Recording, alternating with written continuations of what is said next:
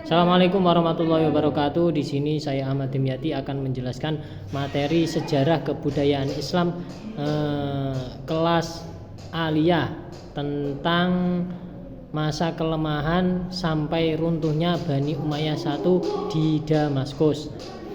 Faktor-faktor penyebab mundurnya Bani Umayyah I di Damaskus yaitu ada dua faktor. Yang pertama yaitu faktor internal, yang kedua yaitu faktor eksternal. Nah, adapun faktor internal ini terjadi disebabkan oleh sistem monarki yang dipakai oleh pemerintahan Bani Umayyah dalam proses peralihan kepemimpinan memberikan pengaruh paling besar terhadap faktor lemah dan lancarnya Bani Umayyah I.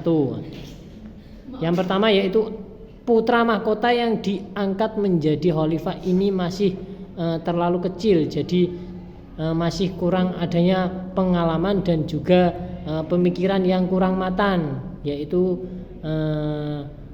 seperti kurangnya melakukan kebijakan, bahkan tidak dapat memberikan satu pemikiran untuk perkembangan pemerintahan ke depan, karena pemimpin pada saat itu masih terlalu kecil, jadi diajak mikir itu masih kurang.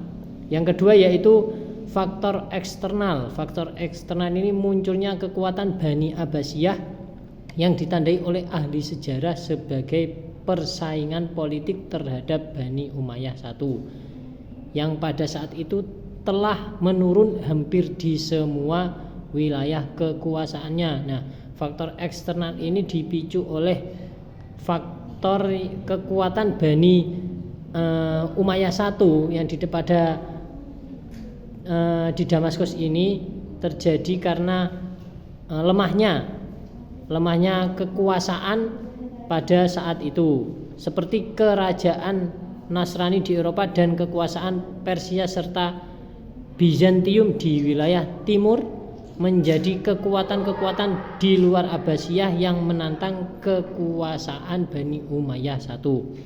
Dengan demikian dapat diambil kesimpulan bahwa faktor eksternal penyebab hancurnya Bani Umayyah I adalah munculnya kekuatan-kekuatan baru tersebut sekaligus menjadi penantang bagi kekuasaan Bani Umayyah I Andalusia. Yang kedua yaitu faktor-faktor pemicu munculnya pemberontakan. Yang pertama yaitu pemberontakan perebutan kekuasaan, yang kedua yaitu dendam, yang ketiga yaitu harta kekayaan yang melimpah. Faktor pemicu munculnya pemberontakan yang pertama yaitu tentang perebutan kekuasaan. Faktor ini memicu adanya pemberontakan terhadap pemerintahan yang sah, merupakan faktor dominan. Hal ini terjadi karena putra mahkota lebih dari satu pada satu periode. Nah, itu penyebab perebutan kekuasaan. Yang kedua yaitu adanya dendam. Faktor dendam termasuk faktor yang sering terjadi memicu pemberontakan terhadap pemerintahan yang sah. Contohnya dalam kasus Muawiyah dengan Ali. Karena Muawiyah yakin bahwa terbunuhnya saudara Utsman bin Affan, Ali ikut terlibat, makanya ia menaruh dendam terhadap Ali. Muawiyah melakukan berbagai cara untuk menurunkan Ali dan pemerintahannya. Yang ketiga yaitu harta kekayaan yang melimpah. Pemerintahan Islam abad klasik adalah pemerintahan yang kaya